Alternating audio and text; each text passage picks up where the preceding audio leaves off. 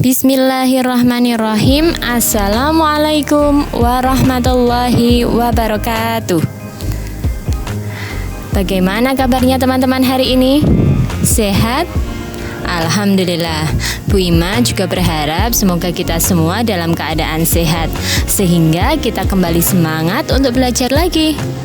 Nah, di hari Sabtu tanggal 26 September 2020 ini kita akan bersama-sama belajar akidah akhlak. Hari ini kita akan belajar tentang materi akhlak terpuji. Teman-teman bisa siapkan bukunya, kemudian buka buku halaman 63, yaitu pada bab 4. Di sana kita akan belajar tentang akhlak terpuji.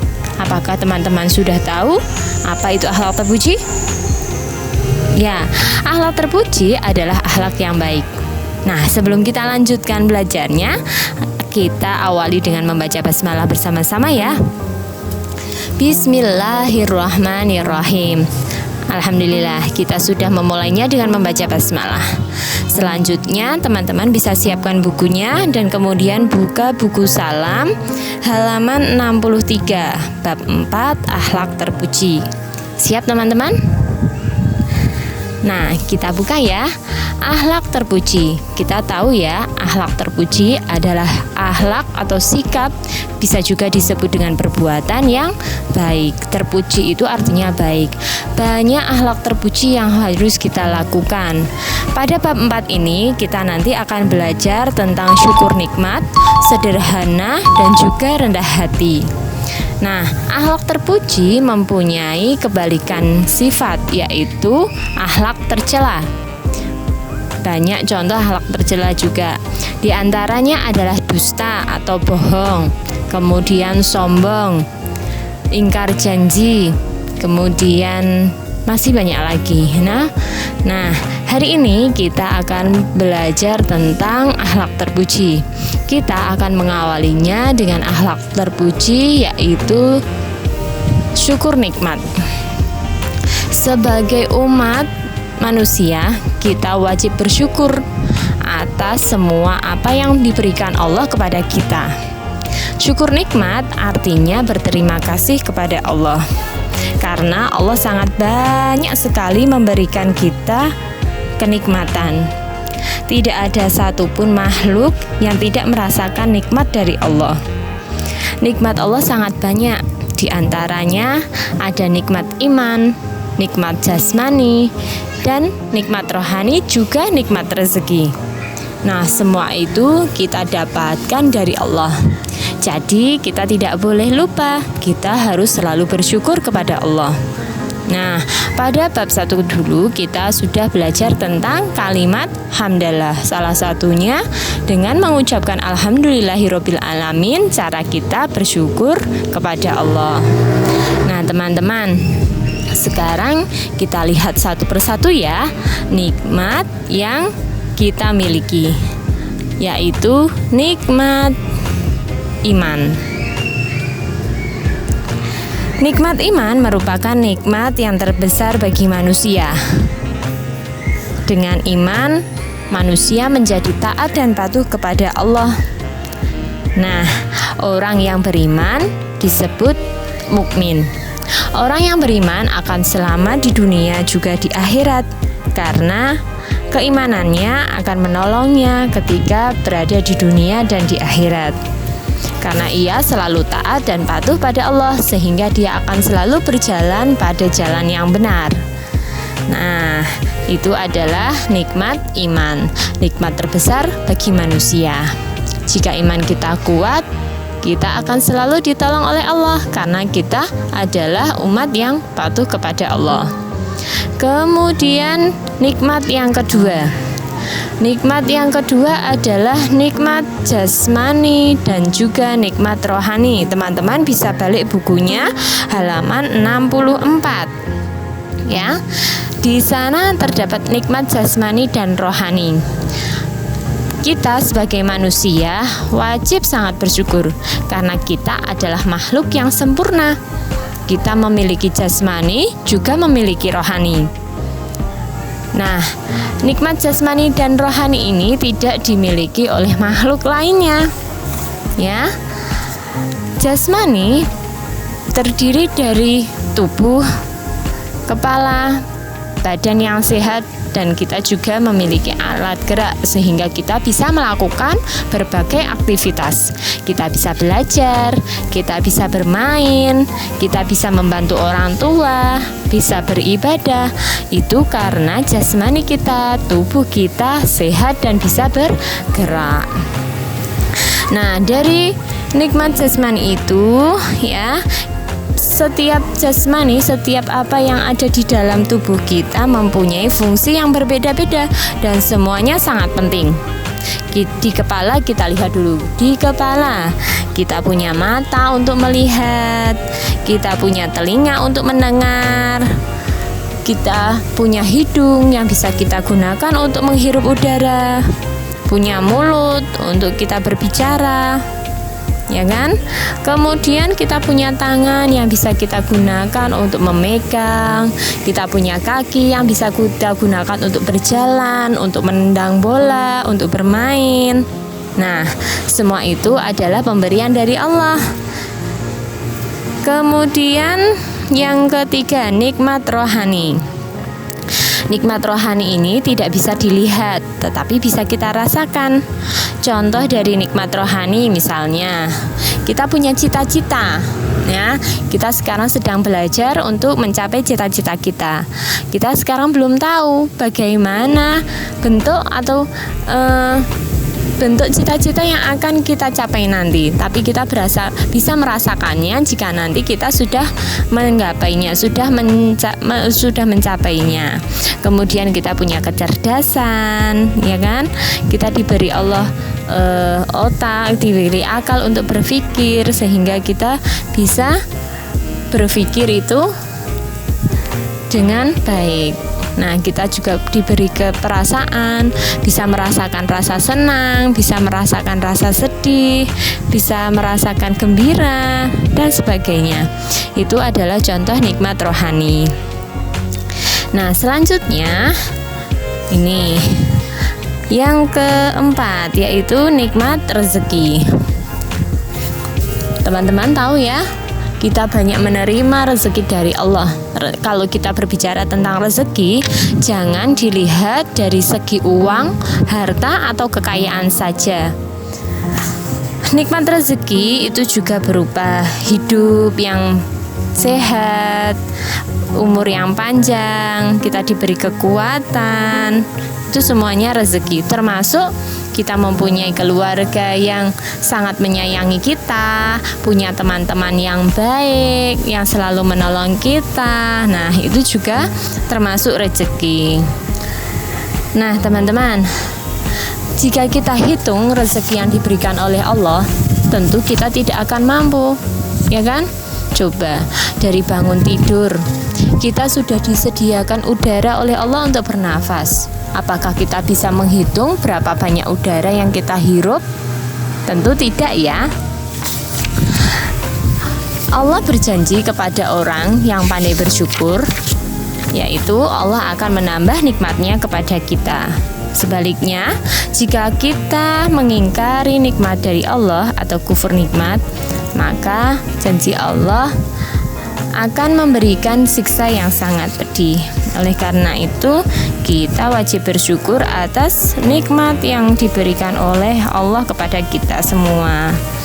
Seperti dalam surat Ibrahim ayat 7 yang artinya, dan ingatlah ketika Tuhanmu memaklumkan, sesungguhnya jika kamu bersyukur, niscaya aku akan menambah nikmat kepadamu.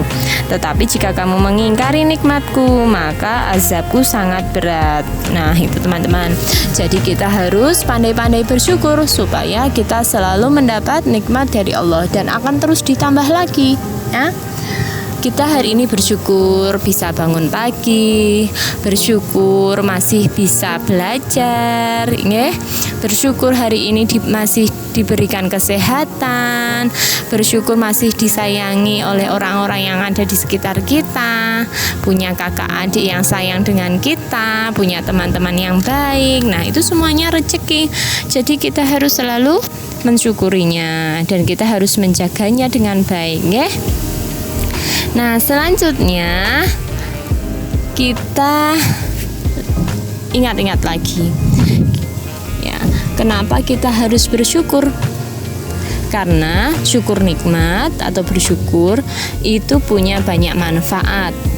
Di antaranya, ketika kita bersyukur, mensyukuri nikmat dari Allah, kita dapat meningkatkan keimanan kita, karena kita akan selalu ingat bahwa semua yang kita miliki berasal dari Allah.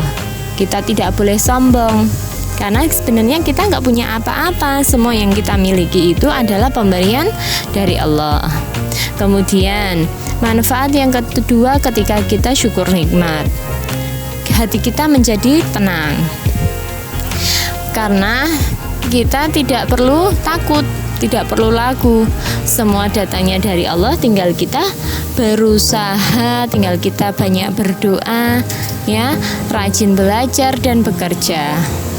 Nah, kemudian manfaat syukur nikmat yang ketiga yaitu menjauhkan diri dari penyakit hati.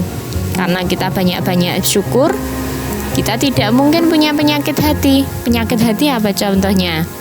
Contoh dari penyakit hati misalnya kita iri, dengki, ya itu namanya contoh penyakit hati. Iri melihat orang lain lebih sukses dari kita. Nah, itu namanya tanda kurang bersyukur. Kita harus selalu bersyukur atas apa yang sudah diberikan Allah kepada kita, karena itulah yang terbaik untuk kita. Manfaat syukur yang selanjutnya yaitu ditambah nikmatnya oleh Allah, seperti dalam surat Ibrahim ayat 7 tadi ya, yang sudah Bu Ima bacakan artinya. Kemudian akan mendapatkan kebaikan dari Allah. Nah, itu tadi manfaat syukur nikmat. Banyak sekali manfaatnya ya, jadi kita harus banyak-banyak bersyukur. Selanjutnya teman-teman, kita buka bukunya halaman 65 bagian atas. Kita belajar tentang sikap sederhana, akhlak terpuji yang kedua, yaitu sederhana. Sederhana artinya hidup bersahaja atau sikap tidak berlebihan. Lawan dari sikap sederhana adalah sikap bermegah-megahan.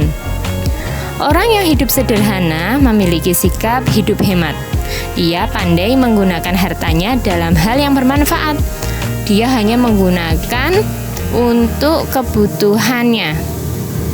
Dan dia tidak bersikap boros, tidak berfoya-foya, tidak pelit, ya, sehingga dia mampu mengatur pengeluarannya. Mana yang lebih penting ia dahulukan, mana yang tidak penting tidak perlu dilakukan, ya. Islam menganjurkan umatnya agar hidup sederhana supaya hidupnya tetap baik dan tidak mengalami kesulitan.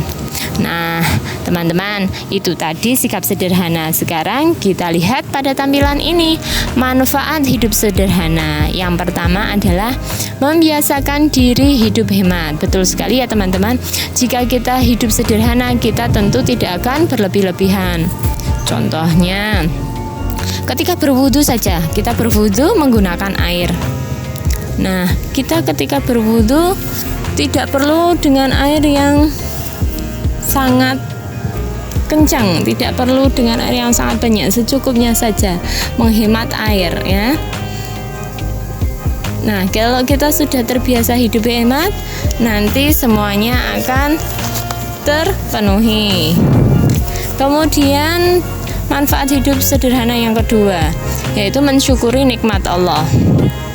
Sudah pasti ya, kita mendapat banyak nikmat dari Allah, kita nikmati secukupnya saja, tidak perlu berlebihan.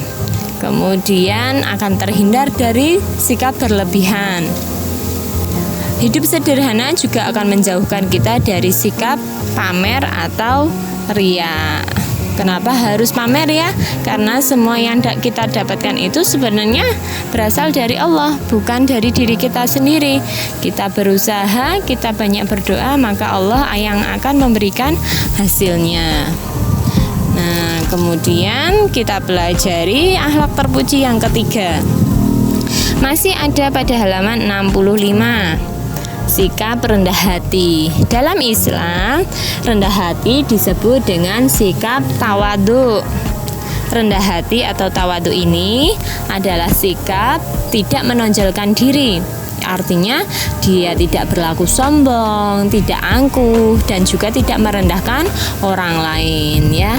Tidak merasa paling wah, aku nih loh paling wah, paling pinter, aku merasa paling cantik, paling ganteng ya. Itu namanya sombong. Kita tidak boleh bersikap sombong ya. Kebalikan sifat rendah hati adalah tinggi hati. Tinggi hati itu bisa disebut dengan kata takabur ya, artinya sombong juga. Nah teman-teman, sikap rendah hati ini bisa kita lihat melalui ciri-ciri di bawah ini ya, seperti pada gambar. Sikap rendah hati itu ciri-cirinya biasanya 1, mau mengakui kelebihan orang lain. Kemudian 2, mau menghormati dan menghargai orang lain. 3, mudah bergaul. Dan yang keempat, selalu bersikap memberi kemudahan dan tidak mempersulit orang lain. Ini adalah orang yang rendah hati. Nanti kalau kita rendah hati ya, kita akan punya banyak teman. Nah, sekarang kita lihat hikmah atau manfaat dari sikap rendah hati. Nih, manfaat sikap rendah hati yang pertama, kita akan dimuliakan oleh orang lain, tidak akan direndahkan. Kalau kita menghormati orang lain, maka orang lain juga akan menghormati kita.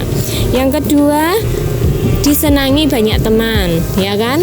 Teman akan sangat senang bermain dengan kita, berteman dengan kita karena kita tidak sombong. Ya, karena kita memiliki sikap rendah hati. Kemudian yang ketiga, akan dihormati orang lain. Ya, itu juga. Kemudian yang keempat, akan dimudahkan urusannya oleh orang lain. Orang lain itu akan senang misalnya membantu kita karena kita rendah hati. Kalau kita punya teman yang sombong, biasanya akan dijauhi oleh teman-teman yang lainnya. Gitu ya. Nah, teman-teman, ini adalah kegiatan belajar kita hari ini tentang akhlak terpuji. Sekarang tugasnya adalah tuliskan manfaat dari akhlak terpuji yang kita pelajari hari ini. Kita tadi kan sudah belajar 3 akhlak terpuji, yaitu syukur nikmat, kemudian sederhana dan rendah hati. Tuliskan manfaat dari akhlak terpuji yang kita pelajari hari ini. Dari 3 akhlak terpuji tadi ya, dituliskan di buku tulis, kemudian silahkan difotokan dan dikirimkan kepada Bu Ima. Nah teman-teman, demikian kegiatan belajar kita akhlak terpuji hari ini. Selalu menjadi anak yang solih dan solihah ya, dan selalu berakhlak mulia. Dari Bu Ima cukup sekian.